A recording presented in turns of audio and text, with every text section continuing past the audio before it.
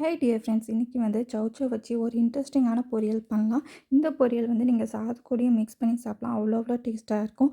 இதுக்கு முன்னாடி நீங்கள் இன்னும் சப்ஸ்கிரைப் பண்ணலன்னா ஒரு சப்ஸ்கிரைப் பண்ணிக்கோங்க. நீங்கள் சப்ஸ்கிரைப் பண்ணிங்கன்னா என்னோடய சேனல் வந்து நல்லா இம்ப்ரூவ் ஆகும். ஸோ இப்போ வாங்க நம்ம ரெசிபிக்குள்ளே போகலாம். இப்போ வந்து நான் 2 பெரிய சௌச்சோவை எடுத்திருக்கேன் இந்த ரெசிபிக்கு. இப்போ வந்து பார்த்திங்கன்னா சௌச்சோவை ஃபஸ்ட்டு நீங்கள் பிகினர்ஸாக இருந்துச்சுன்னா நான் ஒரு சின்ன டிப் சொல்கிறேன். இது வந்து பார்த்திங்கன்னா கார்னரை கட் பண்ணிவிட்டு நம்ம வந்து 2ஆக வெட்டுறதுக்கு முன்னாடி முதல்ல தோல் உரித்து எடுத்துக்கணும். தோல் ஃபுல்லாக உரித்த பிறகு அதுக்கப்புறம் அந்த ஜாயிண்ட் இருக்கு இல்லையா, அதில் வந்து 2ஆக வெட்டி எடுத்துக்கணும். இப்போ இது மாதிரி நான் கட் பண்ணி அதுக்கப்புறம் அந்த சீடும் எடுத்து வச்சுட்டேன். டிஸ்கார்ட் பண்ணிட்டேன். இப்போ வந்து பார்த்திங்கன்னா ரொம்ப பெருசாக இருந்துச்சுன்னா குண்டா தடியாக இருந்துச்சுன்னா இது மாதிரி 2ஆக வெட்டிட்டு அதுக்கப்புறம் சின்ன சின்னதாக வெட்டிக்கோங்க. இந்த பொரியலுக்கு கூட்டில் போடுற மாதிரி கொஞ்சம் சின்னதாக வெட்டிக்கணும். இப்போ நான் 2 சௌச்சோவும் இது மாதிரி நல்லாவே வெட்டி எடுத்துக்கிறேங்க. ஸோ இதுக்கப்புறம் நம்ம என்ன பண்ண போகிறோன்னா சௌச்சோ வெட்டி எல்லாமே ரெடி பண்ணி வச்சாச்சு. இப்போ ஒரு சின்ன பேன் எடுத்துக்கிறேன். நான் வந்து பார்த்திங்கன்னா நீங்கள் வந்து எந்த பாத்திரத்தில் நீங்கள் பொரியல் பண்ணுறீங்களோ அந்த பாத்திரம் கூட நீங்கள் எடுத்துக்கலாம். நான் வந்து இது வறுக்கிறதுக்கு மட்டும் தனியாக ஒரு சின்ன பேன் எடுத்துக்கிறேன். இதுக்கு என்ன வறுக்க போகிறோன்னா 1 1/2 கைப்பிடி வறுக்காத வேர்க்கடலை எடுத்து வறுத்துட்ருக்கேன். நீங்கள் வறுத்த வேர்க்கடலை வச்சிங்கன்னா டேரெக்டாக நீங்கள் அரை+ சேர்த்துக்கலாம். இது இப்போ வந்து நல்லா வறுபட்டு எடுத்துகிட்டு வந்தாச்சு. இது மாதிரி இருக்குது. உங்களுக்கு எப்படி வறுபட்டுச்சுன்னு தெரிஞ்சுக்கிறதுக்கு இது நல்லா ஆற வச்சு சாப்பிட்டு பார்த்தீங்கன்னா தெரியும். அது நல்லா வறுபட்டு ஒரு டேஸ்ட்டு கொடுக்கும். ஸோ இப்போ வந்து நம்ம கடலை வறுத்தாச்சு. கடலை நல்லா ஆறட்டும். அதுக்கப்புறம் நம்ம ஒரு அரைப்பு பண்ணிக்கலாம் நடுவில். இப்போ வந்து நம்ம பொரியல் பண்ணுறதுக்கு ஒரு பேனில் 1 டேபிள் ஸ்பூன் எண்ணெய் விட்டுருக்கேன். இப்போ இந்த எண்ணெய் வந்து நல்லா சூடாகட்டுங்க. சூடான பிறகு நம்ம வந்து அடுத்தது வந்து சேர்க்கணும். இந்த சௌச்சோ பொரியலுக்கு பார்த்திங்கன்னா ரொம்ப ஈஸி. ஒரு வெங்காயம், தக்காளி, பூண்டு, இஞ்சின்னு எதுவும் தேவையில்லை. ரொம்ப ஈஸியாக இந்த சௌச்சோ பொரியல் வந்து செஞ்சிடலாங்க. இப்போ நம்ம எண்ணெய் வந்து நல்லா சூடாயிடுச்சு. எண்ணெய் சூடானோன்னே 1 டீஸ்பூன் கடுகு சேர்த்துக்கலாம். கடுகு நல்லா பொரிஞ்சதும் ஒரு 1/4 கைப்பிடி கருவேப்பிலை இது மாதிரி பிச்சு சேர்த்துக்கிறேன். அப்போ தான் அதோட ஃப்ளேவர் வந்து சூப்பராக இருக்கும்.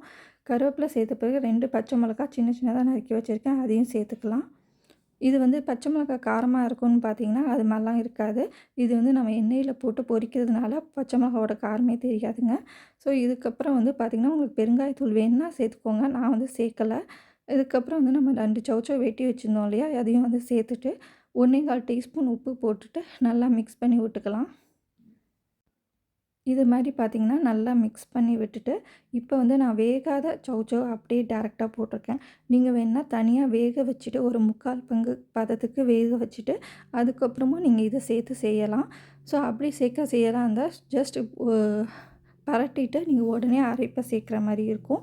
இப்போ வந்து நான் சௌச்சோ வேகிறதுக்கு மூடி போட்டு கரெக்டாக 10 நிமிஷம் வேக வச்சு எடுத்துக்கிறேன். ஒரு மீடியம் ஃப்ளேமில் வச்சு வேக விடுங்க. ஸோ இப்போ வந்து நம்ம ஒரு மிக்ஸி ஜாரில் நம்ம வறுத்த வேர்க்கடலை ஒரு அரை டீஸ்பூன் சீரகம், ஒரு 4 காஞ்ச மிளகா, காரத்துக்கு ஏற்ப அது சேர்த்துக்கலாங்க. காஞ்ச மிளகா வந்து இன்னொரு எக்ஸ்ட்ரா 1 வேணும்னா நீங்கள் சேர்த்துக்கோங்க. இது வந்து மீடியம் ஸ்பைஸியாக தான் இருக்கும். ஸோ அப்புறம் வந்து ஒரு அரை கப்பு துருவின தேங்காய். இப்போ இதை வந்து ஒரு 1/4 கப்பு தண்ணி சேர்த்துட்டு நல்லா கொரன்னு ட்ரையாக கொஞ்சம் அரைச்சி எடுத்துகிட்டு வரணும். நான் வந்து தண்ணியே சேர்க்காம கூட அரைக்கக்கூடாது. கொஞ்சம் வந்து 1/4 கப் மட்டும் சேர்த்துட்டு அரைச்சி எடுத்துக்கோங்க. ரொம்ப அதிகமாகவும் தண்ணி சேர்த்துடக்கூடாது. ஸோ இப்போ பாருங்கள், இது மாதிரி நான் அரைச்சி எடுத்துகிட்டு வந்திருக்கேன். அண்ட் இந்த மசாலாவுக்கு வந்து நம்ம வந்து இன்னும் உப்பு சேர்க்கலை. பட் நான் எப்போ இதுக்கு வந்து உப்பு சேர்க்கணுங்கிறத உங்களுக்கு காமிக்கிறேன். இப்போ நம்மளோட சௌச்சோ வந்து வெந்துட்டுருக்குங்க. இது வந்து பார்த்திங்கன்னா நான் ஃபஸ்ட்டு 5 நிமிஷம் மூடி போட்டு வேக விட்டுட்டு அதுக்கப்புறம் வந்து நான் திறந்து பார்த்து தண்ணி பத்தலைன்னா ஒரு 1/4 கப் மட்டும் தண்ணி சேர்த்துட்டு திரும்பவும் மூடி போட்டு 5 நிமிஷம் வேக விட்டுருக்கேன். டோட்டலாக 10 நிமிஷத்தில் நம்ம சௌச்சோ வந்து சூப்பராக வெந்துருங்க.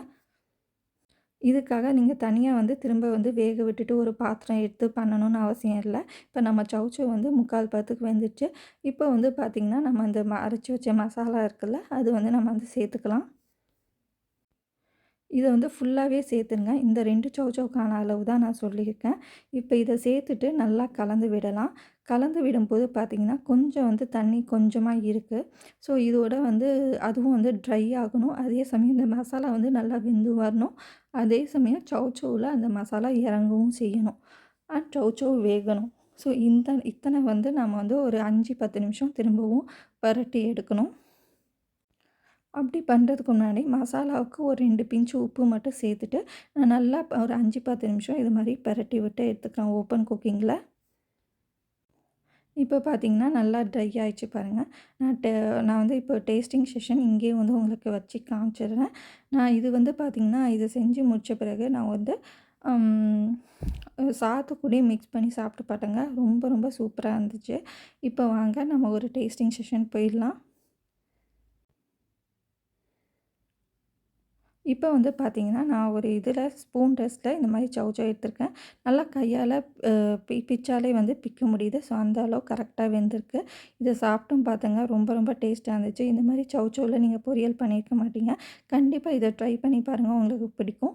ஸோ, இப்போ வந்து நம்ம ஒரு சர்விங் டிஷ்க்கு மாத்தியாச்சு. அண்ட் நான் பார்த்தீங்கன்னா, சாதத்து கூட மிக்ஸ் பண்ணி இது மாரி பிளேட்ல சர்வ் பண்ணியிருந்தேன். ஸோ, அதுவுமே வந்து ரொம்ப ரொம்ப சூப்பரா இருந்துச்சுங்க. கண்டிப்பா இந்த ரெசிபி ட்ரை பண்ணி பாருங்க. என்னோட ரெசிபீஸ் பிடிச்சிருந்தா லைக் பண்ணுங்கள், கமெண்ட் பண்ணுங்கள், ஷேர் பண்ணுங்கள். மறக்காமல் சப்ஸ்கிரைப் பண்ணுங்கள். இன்னும் ஒரு வீடியோவில் பார்க்கலாம். தேங்க்யூ. பாய் பாய்.